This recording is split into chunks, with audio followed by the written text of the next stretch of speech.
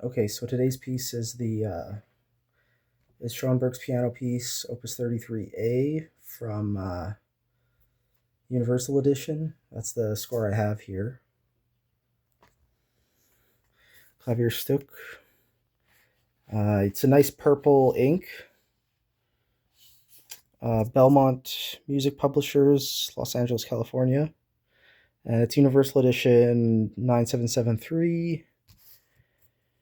If I'm correct, the year of composition is 1930s. Or late 1920s. Publication date is 1929. Okay. There's nothing at the end. And I think this is a pretty famous example of 12-tone music. It's really early, 1929. So I think it's been analyzed a great deal. We have these tetrachords that open the work, no doubt creating two row forms, or maybe they're overlapping in some way. Yeah, so this is going to be pretty dense. The use of tetrachords, of course, is going to obscure what the row is, right? Because you'll have multiple things happening, multiple like pitches happening at the same time. Someone who owned the score before me marked it up, so we have like the occasional little like formal analysis going on. Here at the end, for example, we have recap and then a coda. So overall, this might be like in sonata form. I'm not sure. How many pages do we got here? It's like 5 pages, but it's only 40 measures or something. So really big measures on the page. I'm going to see if there's anything else I can find on this piece, because this is a very like kind of simple, unassuming score. And then maybe we'll go through the back, just because I like doing this lately. But first I'll go on Wikipedia, see if I can find anything on this piece, how it was received, maybe why it was written.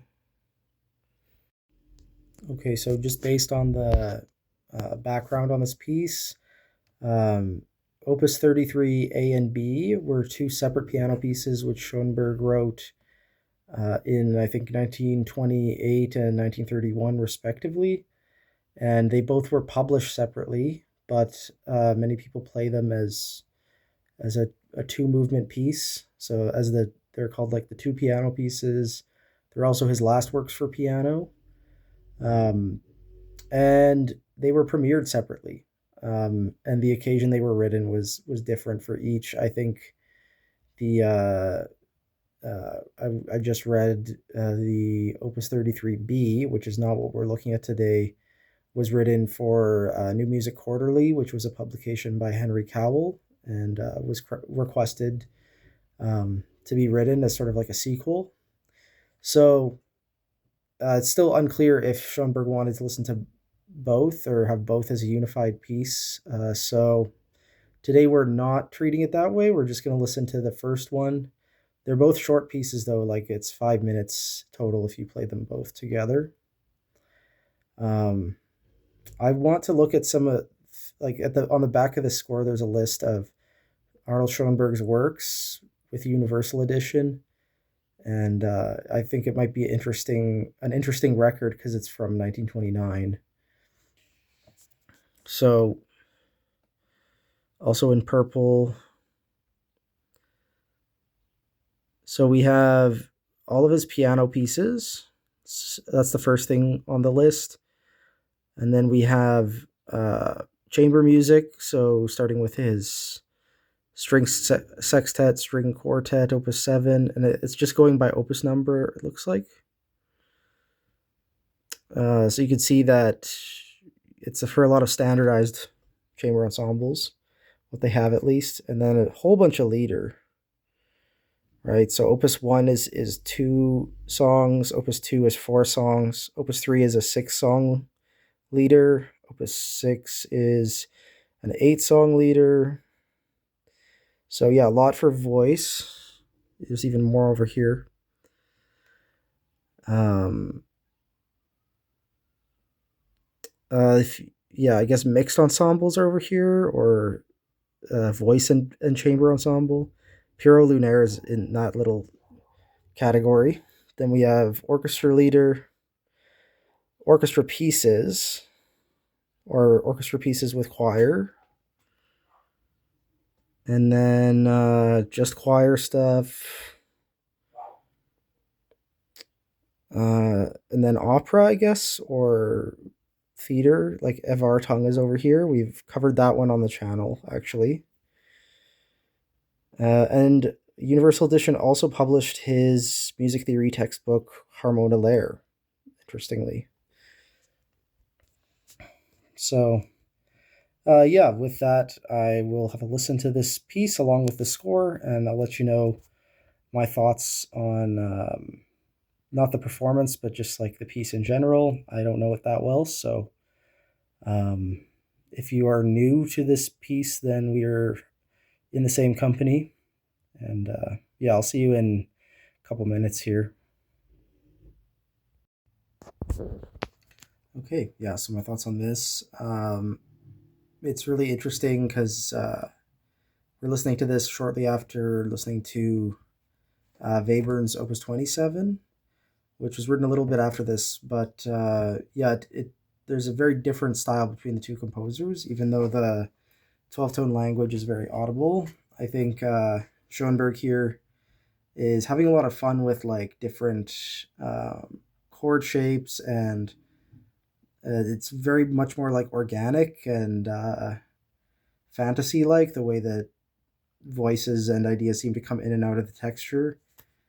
Um, and yeah, just kind of like less structured, less academic and clinical, kind of like the way the Webern was sounding. So I think this would be really fun to analyze. It's still very concise, but like formally, it's doing some interesting stuff. It was really nice to have actually these notes, right? Like someone marked up. I mean, it's pretty obvious where sections start, but this pianist or whoever was keeping track of them all. And this episode was probably my favorite moment of the piece. It's just 2 measures that kind of come out of nowhere, and they set up that little figuration that comes back in different forms, and it's like very like violinistic almost. It doesn't really seem like a piano idea, but yeah.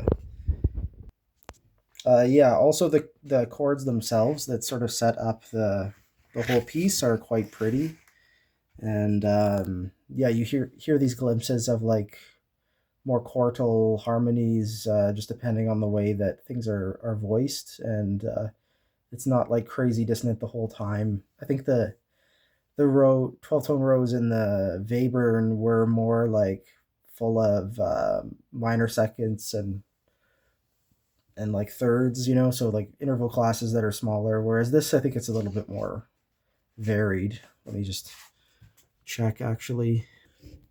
See what I'm talking about? It's more like if you look at the prime form, it goes like down a fourth and up a fifth, and then you get some seconds and then a minor third, then you leap up a fifth again in the middle. So it has a lot more like fifths, and it's less tritony and less, I'm not going to pull up the Webern one, but it's very different. So that's always nice to hear from when you're comparing to 12-tone pieces. So yeah, I can't speak much for Opus 33B, but I think Opus 33A is a nice little piece and a great introduction to 12-tone music if you want one for your students. And it's probably fun to analyze, I would think. So yeah, that's it for today and our second Schoenberg episode.